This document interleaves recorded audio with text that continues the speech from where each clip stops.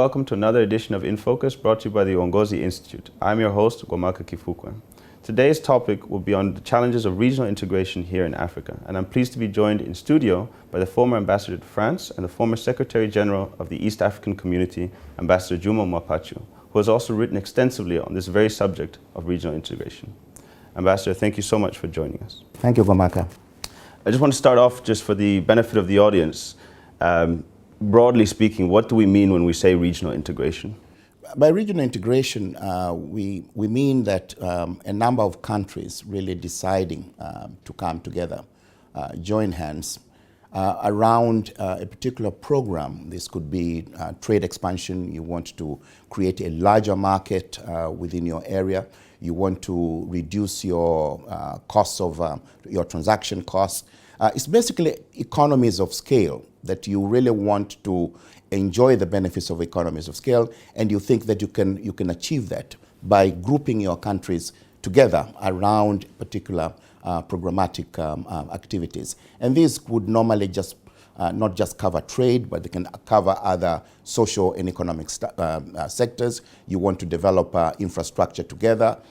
You want, like in the case of the Eastern Community, how do you manage common resources like the Lake Victoria, which is a transboundary resource. You cannot just manage it as one country. So regional integration basically enables you to be able to marshal your resources together to meet the requirements of doing things together in order to achieve greater efficiency, greater cost, as well as benefits to your countries.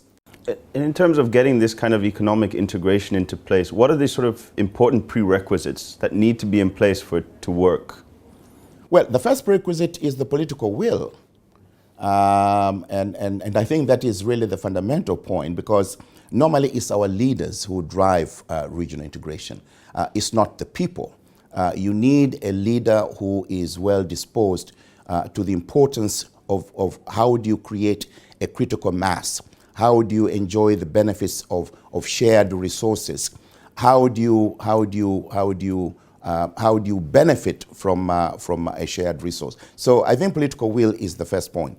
The second point is proximity of countries. You cannot just integrate integrate with Egypt.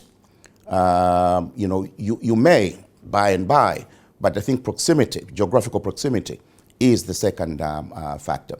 The third factor, of course, is the cultural homogeneity. That when there is cultural homogeneity, that you, maybe language, you speak the same language, or traditionally there have been cross-border movements of peoples. That, I think, provides the wherewithal to move into a workable regional integration.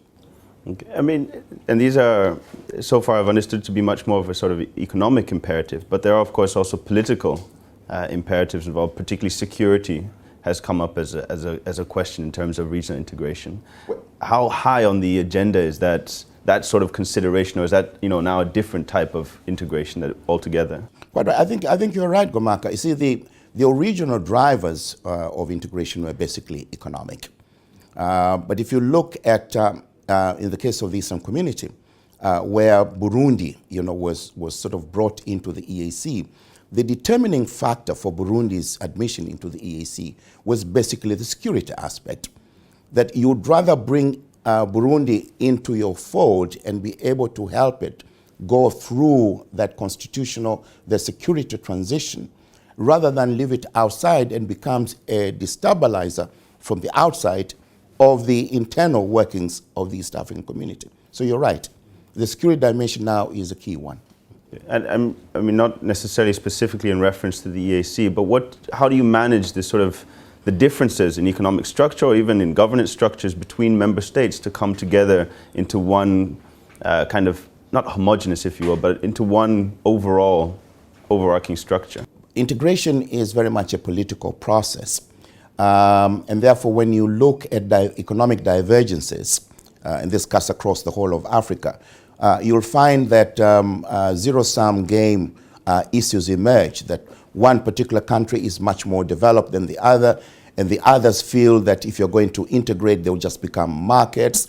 And I think it's very, very important, and that's where the political will issue comes forth, because sovereignty normally becomes the underlying factor, that we want to make our own decisions.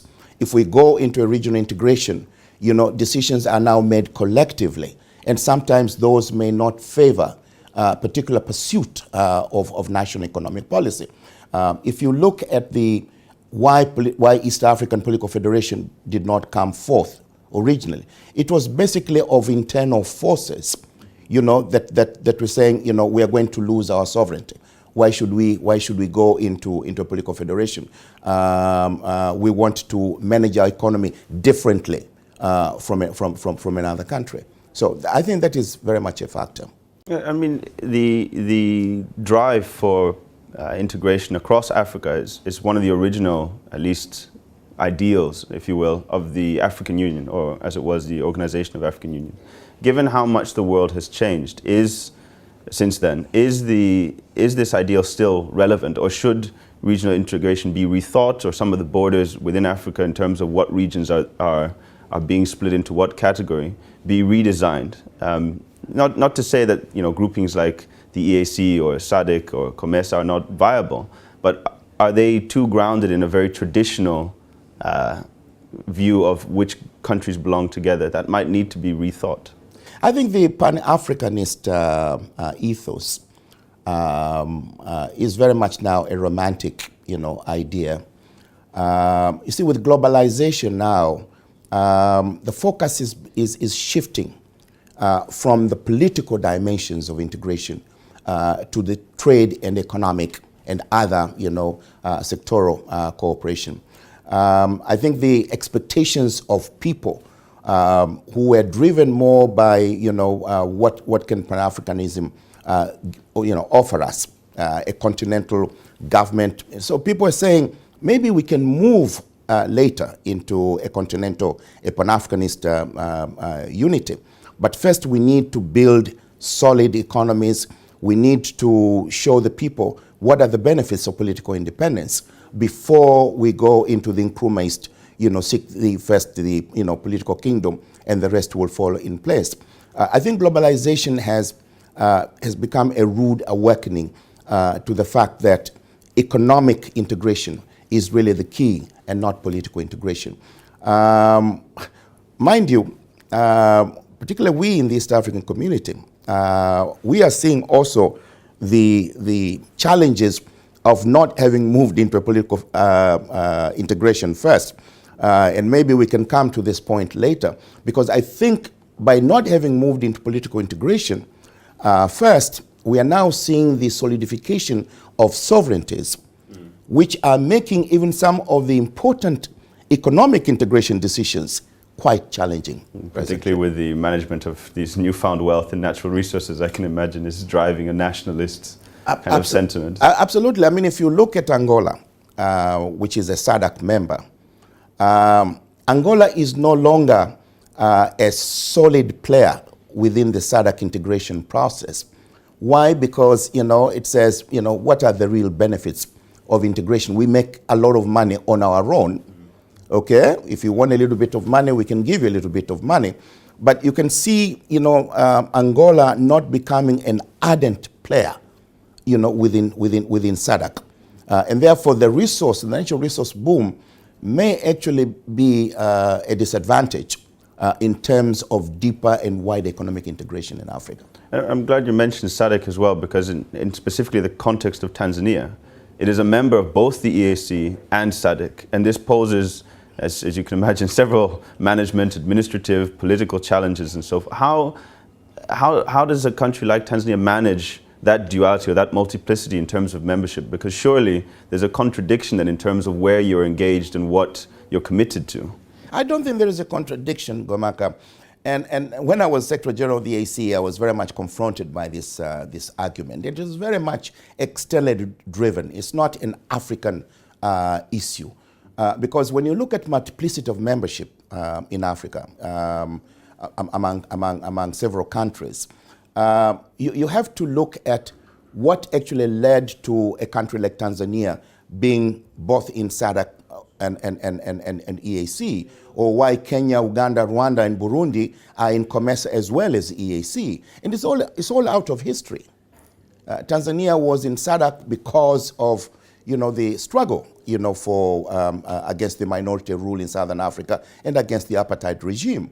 Okay, with Mwalimu Nyerere being the chair of the frontline states. So it has that history. So does Tanzania go out of SADC? No, because there is still work to be done, in Southern Africa. I don't see multiplicity of membership being a problem when it is reduced to financial transactions, or now you have to pay, membership fee to SADC and then membership fee to EAC. I think one has got to look at the purpose of the organization. And of course, at the end of the day, when you have countries in, say, 2 different blocks, that can actually leverage the emergence or the integration of those regional blocks. And I can give you an example, that in 2008, the heads of state of COMESA, EAC and SADC, agreed at a meeting in Kampala that the 3 blocks should move together, that we should create a free trade area right across the 3 blocks. And it was President Kikwete actually who moved a motion that we should also move not only towards a customs union, but the merger of COMESA, EAC, and SADC. So we do have now a tripartite, okay? And they've just had a meeting in Mauritius. I think the pace is now gaining momentum. So increasingly you'll find that that multiplicity of membership has also been a benefit in terms of bringing leaders together into understanding what are the mutual benefits where, the 3 bodies to match. And as your role as the Secretary General, what sort of other challenges did you confront in pushing this kind of integration agenda? Well, you mean across the blocks or just within one block? Maybe we can start with here within Tanzania, because that's been a very topical issue, and then maybe look broadly as well. But in Tanzania specifically, what challenges were you facing, and what could you really do about that? I don't think it's a question of a challenge in Tanzania. Let's look at it. What are the challenges that face the EAC in terms of deepening and widening the integration? I think the first challenge is what you would call what I call the clash between ideology and reality. Ideology in the sense that nation states that are members of a regional body are sovereign nations, and they see integration as a political process. They want to respond to the expectations, to the perceptions of their own people. But on the other side, there is the global reality, that if you don't integrate, you fragment your markets, you are too small to be competitive, your transaction costs become very, very big. And at the end of the day, you are not able to achieve the same kind of goals at national level that you think you can achieve by entrenching sovereignty. So that is what I saw as the first challenge in the EAC. How do you really move away from that clash of sovereignty and reality? And as a Tanzanian, I discovered that my own country, I think out of the history of from the breakup of the community and then the whole process of liberalization, post Nyerere, I think there's been a view that Tanzania needs to consolidate, expand its economy if it is really going to have a win-win relationship in the East African community. And therefore Tanzania has been a stall. A reluctant partner. A reluctant partner. Okay? I'm not so sure, because I'm not a political leader in Tanzania. But I could see that is as a problem. And incidentally, what you're seeing now, what you call the so-called trilateral process that is taking place, Kenya, Uganda, and Rwanda, sort of moving separately, like a 2-speed EAC that is now emerging, is again a clash of speeds. A clash of speeds. That Tanzania is being seen to be a laggard, not prepared to move at the pace that Kenya, Uganda, and Rwanda expect. They want to see a deeper and wider integration. Tanzania, is seen to be procrastinating. Okay? So what we're seeing now is that those 3 countries are sort of moving separately. And my fear is that we may see a degeneration of the whole purpose of integration of EAC if this process continues like that. I mean, what has led to that? I mean, is this a miscommunication in terms of the Tanzanian leadership in relating what the community is about? Is it this ingrained perception because of the historical experience? I mean, what exactly is causing Tanzania, or maybe not even Tanzania, if there are other examples across Africa that are behaving in the same way, to take this reluctant stance when the economic gains are there as you're claiming? Actually, talk about economic gains.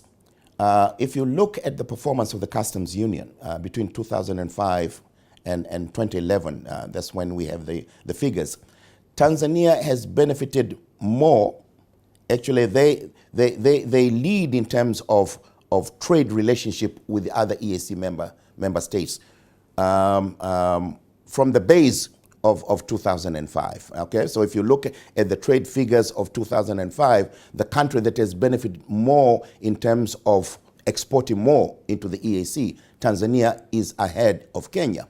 Okay, so Tanzania has benefited from the customs union. I think really the challenge is that when it comes to further opening up, for example, from 2008, the EAC has been talking about that the best way to entrench the customs union is to go through what is called a single customs territory. That means goods that are coming from outside East Africa or the EAC through Mombasa Port and Dar es Salaam Port, the taxes that are due should be collected at the point of entry. That enables the customs union to operate the customs union, because the danger is if goods go as transit goods from Mombasa, say, to Kigali, and the container disappears, then those goods will not have had a tax on them.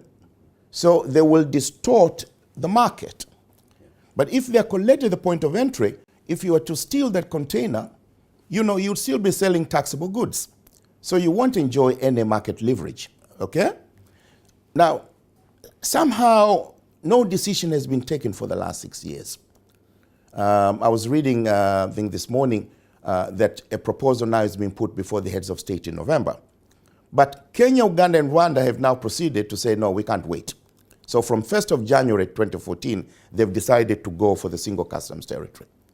And as you know, the presidents of Kenya, Rwanda, and Uganda were in Mombasa to inaugurate a special berth at Mombasa Port that will now allow quick access, of goods destined to Uganda and Rwanda.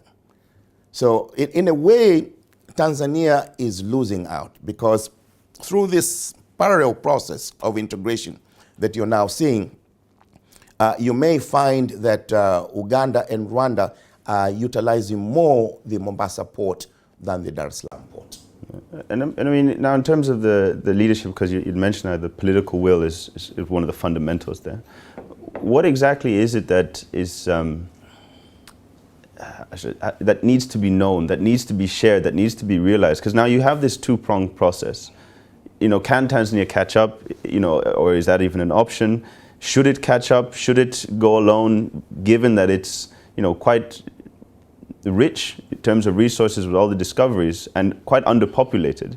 Because one of the main drivers has been the size of the market. Tanzania could very easily triple its population, for example. Yeah. So is there a sense that actually Tanzania might be able to do this alone anyway? Is that what is stalling, or does that kind of thinking really need to be removed, and we face this reality, as you were saying, in terms of globalization?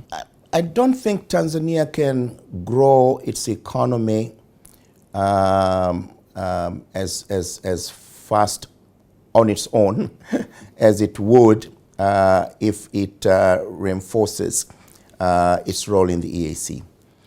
You see, you've got to understand, Gwamaka, that taking the whole EAC together, its total trade, its share of EAC trade is only 12% of its total trade with the rest of the world. And that sort of also reflects Tanzania's own position, that our exports to the rest of the world, almost 90%. Okay, so the scope the scope, and that's because it's just commodities, but the scope for value addition, okay, is so great if we are able to trade within the EAC and within the SADC, okay?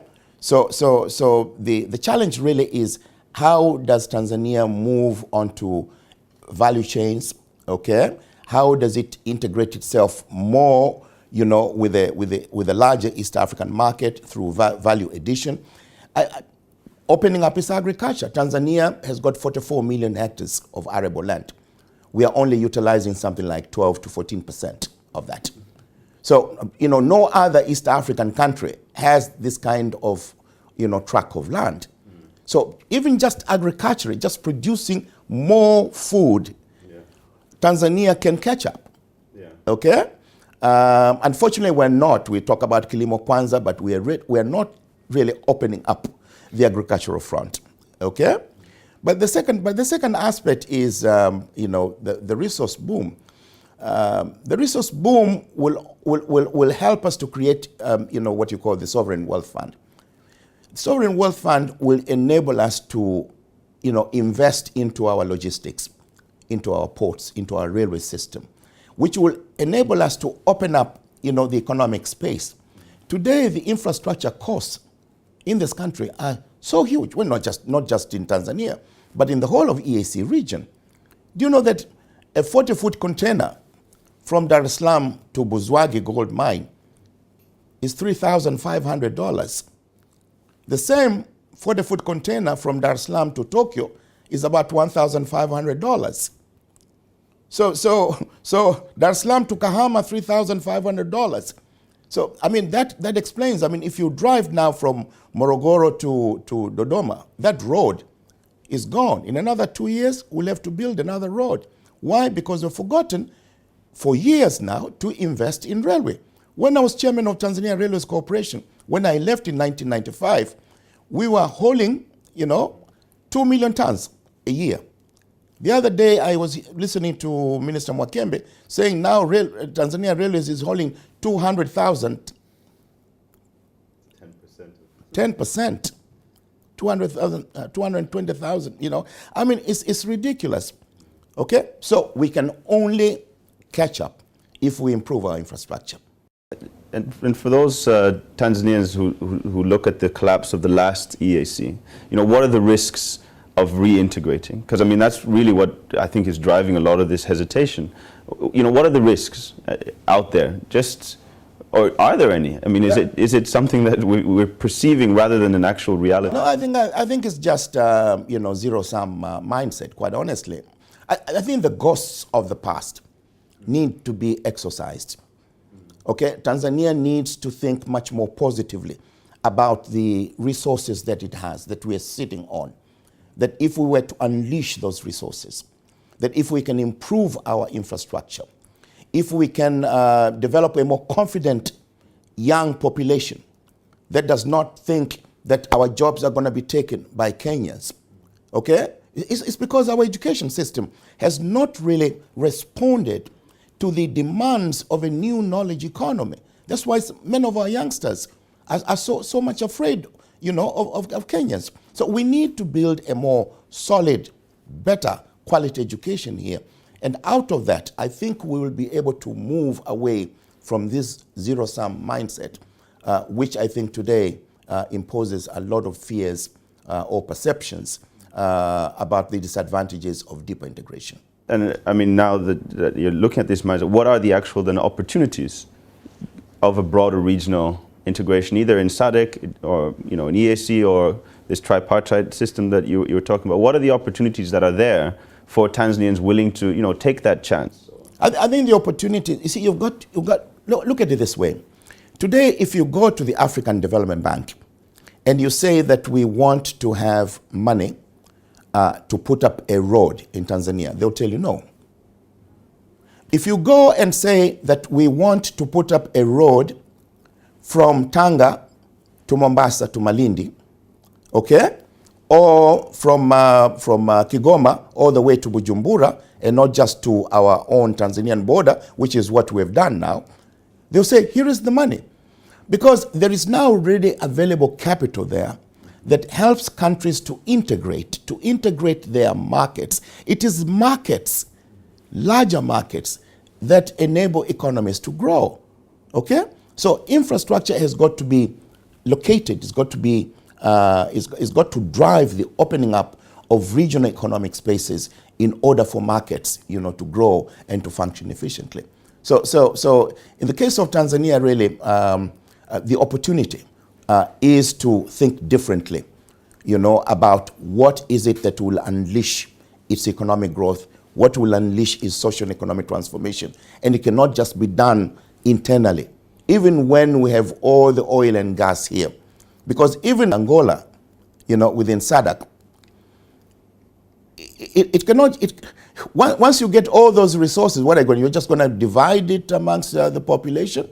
Where are the jobs going to come from?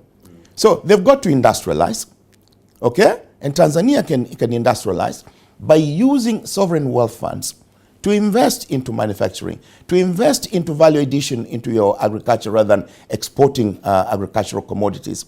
So there are those multiply effects which I think are what will contribute towards giving Tanzania greater confidence in its membership either of SADC or AU or the EAC. And what are the challenges that come along with those kind of opportunities? You've mentioned education and preparation of the labor force, or at least the youth, into that. I mean, what else needs to be seen to make this beneficial? I think the challenge, if I could speak as a political leader, if I had the chance of becoming a political leader, you know, I would say that what you really need to do is to communicate better. I think one of the challenges that I see in Tanzania is that people are not that aware about what are the benefits, you know, of deeper and wider integration. That sometimes you have to go into what is called a win-lose situation for a while in order to build your leverage, your capacity to go into a win-win situation. But that has got to be explained. That there's going to be a difficult sacrifice here. But in the end, it's going to benefit a lot. Short-term versus long-term. Short-term versus, that's what I'm telling you, the clash of speed. Okay, the clash of speed. If you think that somebody is trying to move up too fast, and that will be to your disadvantage, okay, rather than looking at that speed, you know, that it will be beneficial to you over time, then you do have a mindset challenge there. Sure. Well, very unfortunate we're out of time, but thank you so much for your attendance and for your sharing your knowledge with us. And hopefully we'll have you back on the program another time. Thank you so much, Gomaka. Thank you.